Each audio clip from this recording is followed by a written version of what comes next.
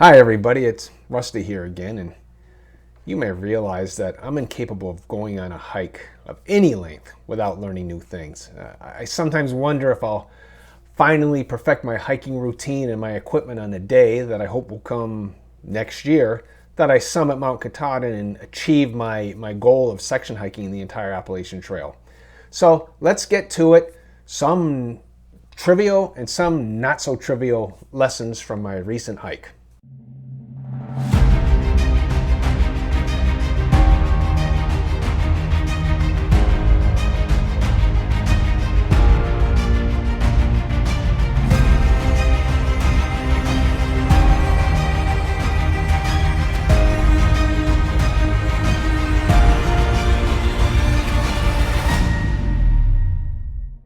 So the lessons that I came away from this section hike, it was a lot shorter than I had hoped it would be. It was only 263 miles, but they ranged from trivial to useful to kind of deeper philosophical issues. So I hope you'll stick with me. I'll blow through the trivial and the useful pretty quickly, and then we'll talk about the more philosophical items. So for trivial, first of all, I was carrying just over a half a pound of dead weight, and that's 3.5% of my entire, base weight. Base weight being everything except for consumables such as food and water and fuel. To start out, I was, I wear shorts and I wear actually convertible hiking pants in case I ever do need to put on long pants, which has only actually happened once in the 1,600 miles I've hiked on the Appalachian Trail. And I carry these pant legs. They're, just look like this. They zip on to the shorts.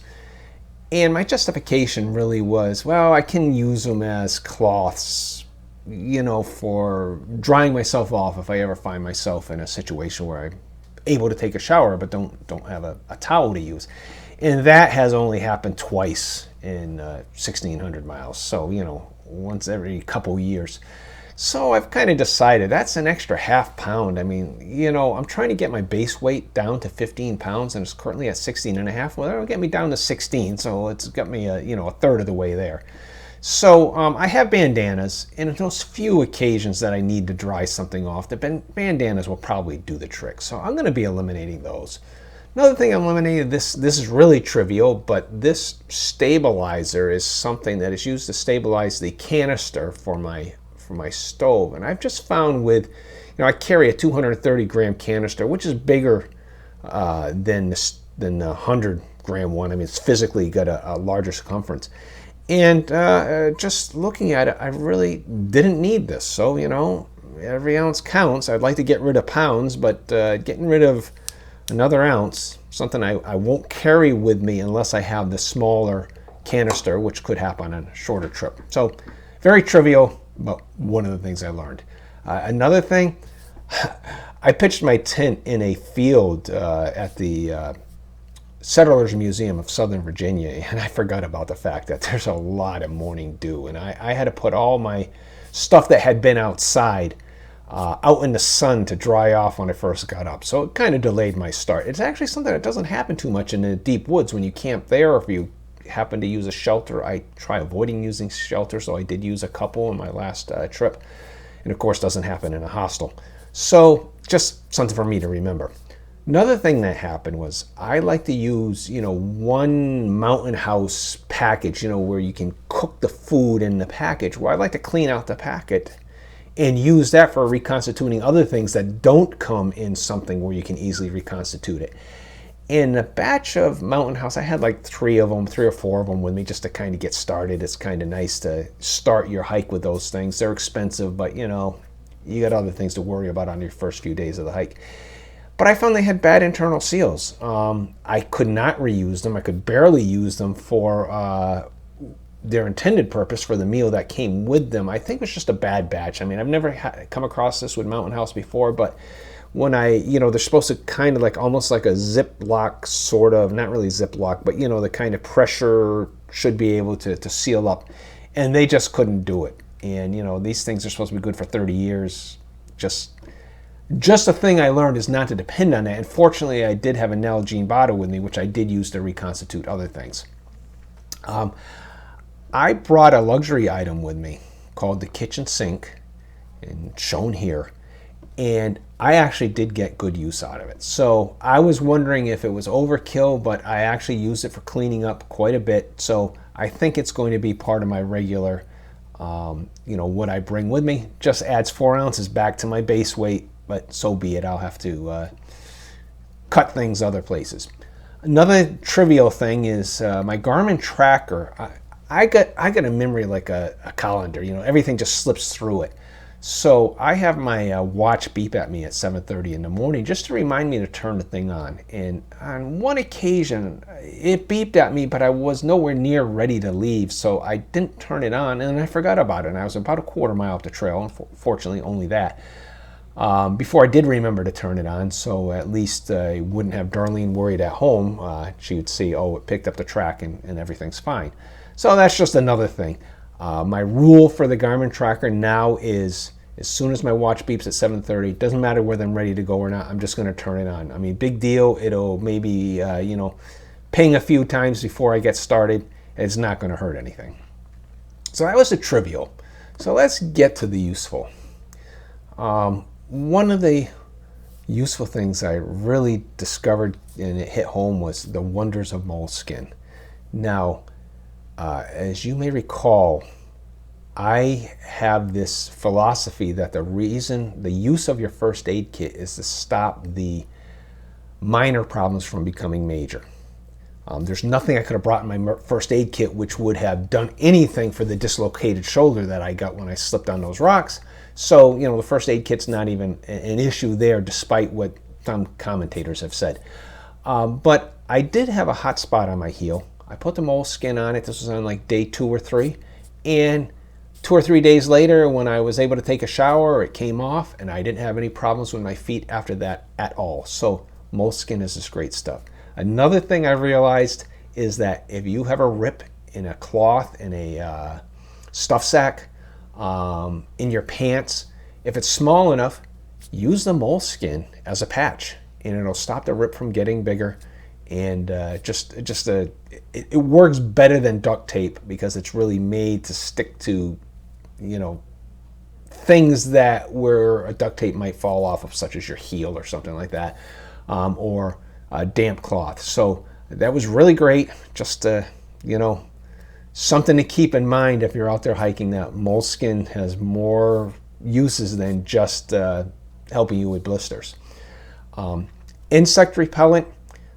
I would get dressed in the morning, and then I would put the insect repellent on my legs, because those were the part that were exposed. Not really concerned about the arms as much. I'm more concerned with ticks getting on my legs.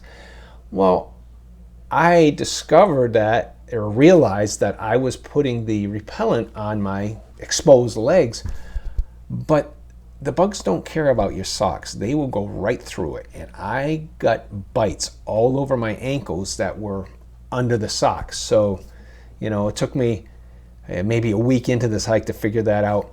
So then I put the repellent on my ankles underneath my socks. In other words, I put it on before I put my socks on and up to where it'd be exposed. So just an important, useful, bordering on trivial finding there.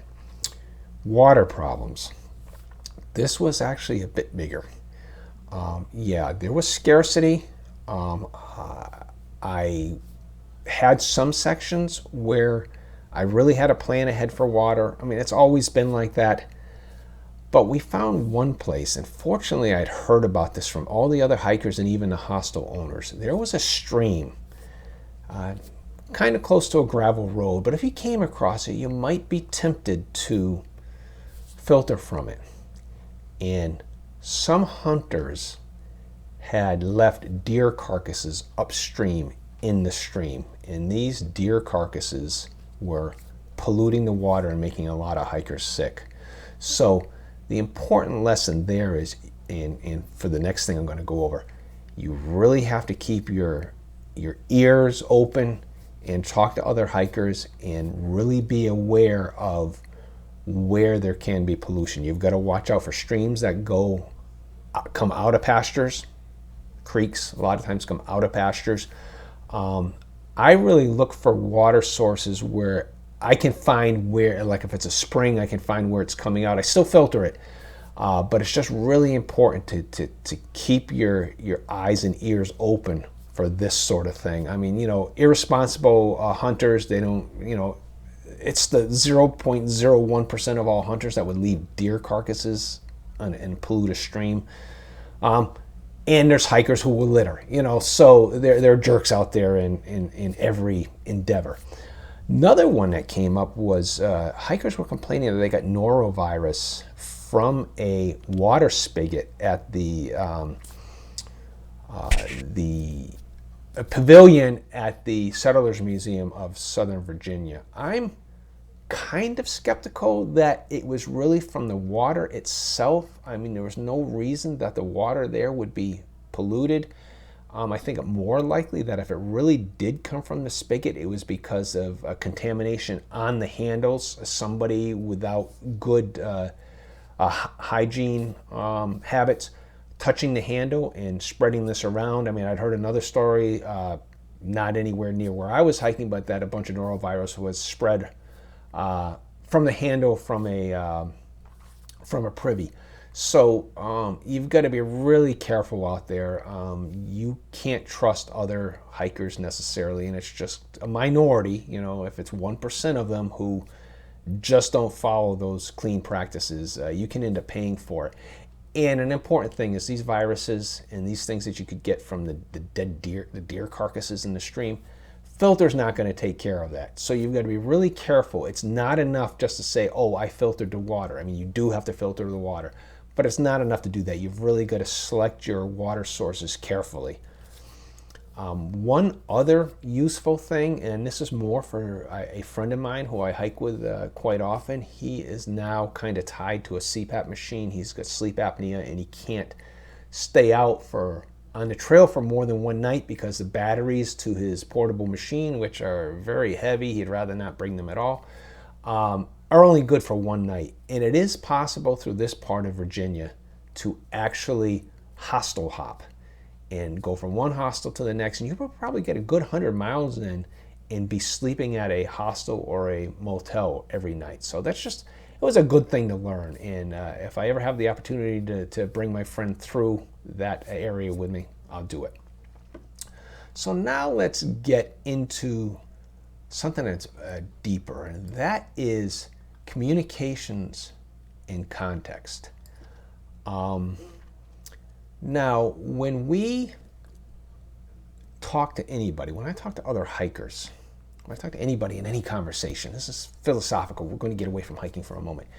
You really have to know the context of what somebody is asking you in order to give them an answer that is meaningful in their context. Your context is probably different than theirs, and if you ask them a question and you don't understand their context, you may get what is really misinformation, even though they were answering honestly. So let's consider this. Suppose you live in the south coast of Massachusetts. We'll say the town of Dartmouth, and you live up at the north end of it. So, the town itself borders the ocean, Buzzards Bay really, but it's the Atlantic Ocean. And say you run into somebody from Westport, which is one town over, and they're living where the green X is, you're living where the red X is, and they say to you, oh, you're from Dartmouth? Do you live near the ocean? Well, the context of that is somebody's from a town over. They kind of know that your town borders the ocean. So if they're asking you, do you live near the ocean? They're really asking you, do you live on the end of town where the ocean is? And in this case, the answer would be perfectly legitimately say, no, I don't live near the ocean. Now, let's suppose that you meet somebody from Nebraska. They live where the X is here. And they say, oh, you're from Massachusetts, South Coast? Do you live near the ocean? Well, your answer is different. You're on a town that's bordering the ocean. You're 7 or 8 miles from the ocean. They're 850 miles from the ocean. So you're 1% of that distance. So in their context, yes, you do live near the ocean. You could get there with a 20-minute drive. They can't get there without driving, a couple days probably. So you've got to understand where they're coming from. So where does this come in when it comes to hiking? Well, there's several ways. For example, we'll get back to water. somebody says, hey, is this water okay to drink? Well, if you're talking to a through hiker and you look at the water supply and say, yeah, I think it is pretty good to drink, you know they're going to filter it, or at least you hope so. And that is the right answer in their context. But suppose it's a guy out walking his dog. He just stopped at the trailhead, saw that there was a trail there, he's been walking the dog. Is this water good to drink? All he's good is a bottle with him. It's like, no, this water is not good to drink because I know you're not going to filter it. Now, the right thing to do would say, yeah, let me filter some for you. So there's a case where the context is different. Now, the other case having to do with water, that same guy, maybe you're not near a stream, and he may say, is there water nearby? Well, if you've just come 200 miles, water a mile away is actually nearby. The guy who just walked 100 yards into the woods with his dog, a half mile, a mile away is not nearby. So you have to be able to say to him, well, no, it's a good mile before you get to any water source. So, these judgmental relative terms, nearby, safe, anything like that, you've got to understand the context of what's being asked and what's being said. And there's a reason I bring this up, because when I was coming back from the Virginia-Tennessee border, and I had decided that I better stop my hike because I do have a dislocated shoulder. I did a slack pack day, which wasn't too bad. I ran into I guess he was a flip-flopper. I mean, there's no way he was going to through hike from where he was at that time of year, but he had come the 500 miles that I wasn't going to be able to make because he was northbound. And I'd said to him, I got a dislocated shoulder. I don't want to deal with, any rock scrambles I just couldn't handle. And he said, well, there really aren't any rock scrambles. I've come 500 miles and there aren't any real rock scrambles. Well, I don't think he was taking into account my context. Yeah, he was thinking in terms of, say, this rock scramble in Maine. There's a couple of them here. One had climb up rungs. Another one was near Mohoosic Notch, where it was a very steep climb down. Or even this one in Pennsylvania, which was a rock scramble to the top. It's hard to tell from this fourth picture here that this is a much milder one, in that a hiker who's come 500 miles wouldn't even consider that to be a rock scramble. But for somebody who doesn't have the use of one of their arms, that is a rock scramble. For somebody who if they have to catch their balance, me, as I climb up that and I could really hurt myself, that is an unacceptable rock scramble. And I find it hard to believe that the southernmost 470 odd miles of the Appalachian Trail don't have something similar to what's in this fourth picture. Now, you can't really tell from the fourth picture that that's not nearly as steep or as long as any of the others. But the point is, there's got to be places where there's 20 feet of scrambling across rock. Even that example where I said I had to climb down off a bridge to get some water and then pull myself back up. So that's where the context needs to be understood when you talk to other hikers. So those are my main takeaways from this hike. It's a constant learning process. So if you are going to be doing any section hiking, starting to learn to backpack, you've got a lot to learn. You've got a lot to learn what applies to you and what's important to you. So thanks for listening. Talk to you next time.